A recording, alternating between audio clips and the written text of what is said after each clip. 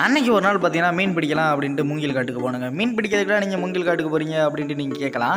மீன் எப்படி வெறுங்கையில பிடிக்கிறது? வெப்பன்ஸ் ரெடி பண்ணாராமா? அதுக்காக தாங்க மூங்கில் காட்டுக்கு போனோம். மூங்கில் காட்டில் போயிட்டு பார்த்தீங்கன்னா துண்டில் செய்ய வெப்பன்ஸ் எல்லாத்தையும் ரெடி பண்ணியாச்சுங்க. கஷ்டப்பட்டு பார்த்தீங்கன்னா ஒரு தரமான துண்டில் குச்சியும் ரெடி பண்ணிட்டோம். ரெடி பண்ணி வச்ச துண்டில் குச்சியை பார்த்தீங்கன்னா குளத்துல நானும் எடுத்து போட்டேன்.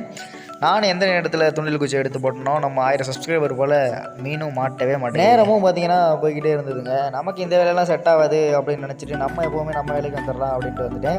அப்புறம் பார்த்தீங்கன்னா நம்மளோட சிங்க குட்டி ஒருத்தனை களத்தில் இறக்கி விட்டாங்க. அவனும் பார்த்தீங்கன்னா மீனை பிடிச்ச தீருவேன் அப்படின்ட்டு துண்டில் குச்சியை எடுத்து போட்டுக்கிட்டு இருந்தேன். இப்போ தான் தெரியுது மீன் பிடிக்கிறது எவ்வளோ கஷ்டமானு. ஏன்னா யூடியூப்பில் சப்ஸ்கிரைபர் இன்க்ரீஸ் பண்ணுறது இதை விட ரொம்ப கஷ்டங்க. ஏன்னா எவ்வளோ பேசிக்கிட்டிங்கன்னா உங்களோட ஒரு சப்ஸ்கிரைபருக்கு தாங்க. மறக்காமல் நம்மளோட சேனலை சப்ஸ்கிரைப் பண்ணிட்டு இருங்க. அப்புறம் பார்த்தீங்கன்னா நம்மளோட இன்னொரு சிங்கக்கூடிய களத்தில் இறக்கி விட்டேன். அவனும் பார்த்தீங்கன்னா ஒரு மீனை பிடிச்சிட்டான். கையில் ரப்பரை போட்டுக்கிட்டேன், இழுத்துக்கிட்டு இங்கே பார்த்துக்கோங்க. இழுக்கிற எப்படா கையில் வந்துட்டு இந்த வீடியோ பிடிச்சி